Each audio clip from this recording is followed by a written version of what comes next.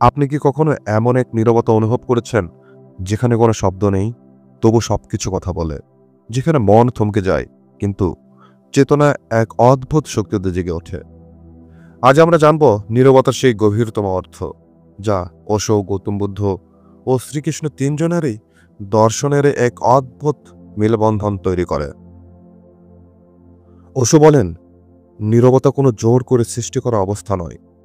এটি ঘটে যখন চিন্তা থেমে যায় কিন্তু চেতনা জেগে থাকে। তিনি মনে করেন, প্রকৃত নীরবতা মানে শব্দের অভাব নয়, বরং মনন ও বিশ্লেষণের ঊর্ধ্বে উঠে যাওয়া। এই নীরবতা হলো একটি গভীর সঙ্গীত, যেখানে কোনো শব্দ নেই, তবু প্রতিটি মুহূর্তেই গুঞ্জরিত। ওশো আরও বলেন, যখন তুমি চিন্তাশূন্য হও, তখনই তুমি প্রথমবার নিজের প্রকৃত অস্তিত্বকে অনুভব করো। গৌতম বুদ্ধ নীরবতাকে ব্যাখ্যা করেছেন নিবৃত্তি ও শূন্যতার চরম পর্যায় হিসেবে।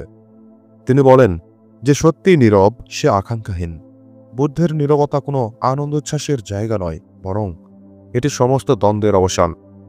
তিনি শিষ্যদের বলেছিলেন, বাহিরের শব্দকে দূরে সরিয়ে দাও, অন্তরের কোলাহল থামাও, তখনই প্রকৃত নীরবতা অনুভব করবে। কৃষ্ণ বলেন, যে কর্মের মধ্যেও নীরব থাকতে পারে সেই প্রকৃত যোগী। বুদ্ধের নীরবতা যেখানে ধ্যান ও সংযমের পথ, ওশোর নীরবতা সেখানে চেতনার সঙ্গীত। কৃষ্ণের নীরবতা সেখানে আনন্দের, প্রেমের, উদযাপনের নীরবতা। তিনি বলেন, একজন সত্যিকারের যোগী হলো সে, যে সমস্ত বিশৃঙ্খলার মাঝেও নিজের ভিতর নীরবতা ধারণ করতে পারে।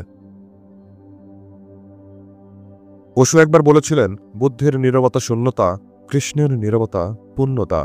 বুদ্ধের নীরবতা এক নির্বিচার শূন্যতা, যেখানে সকল আকাঙ্ক্ষা শেষ হয়ে যায়। কৃষ্ণের নীরবতা এক পরিপূর্ণতা, যেখানে সমস্ত সৃষ্টির মধ্যে তিনি লীন হয়ে যান। আর ওশো, তিনি দুটো পথকেই স্পর্শ করেছেন। নীরবতা কি শুধুই নির্বাণের পথ, নাকি এটি এক মহা উৎসব যেখানে কৃষ্ণের বাঁশি বেজে ওঠে? আমরা কোন পথ বেছে নেব? নীরবতা কি আমাদের জন্য শুধুই ধ্যানের জায়গা হবে, নাকি উদযাপনের, নাকি দুটোর মাঝে আমাদের অস্তিত্বের গভীর সত্য লুকিয়ে আছে?